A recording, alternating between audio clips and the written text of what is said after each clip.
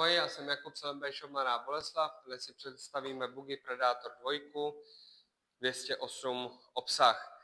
Tak, co se týče této buginy, nalezneme zde přední i zadní odpružení, krásné koženkové sedačky, sedačka řidiče je lze osobná, jak dopředu, tak samozřejmě i dozadu. Řazení je velmi jednoduché, jedna rychlost dopředu, jedna dozadu. Máme zde i ledkové osvětlení, i blinkry.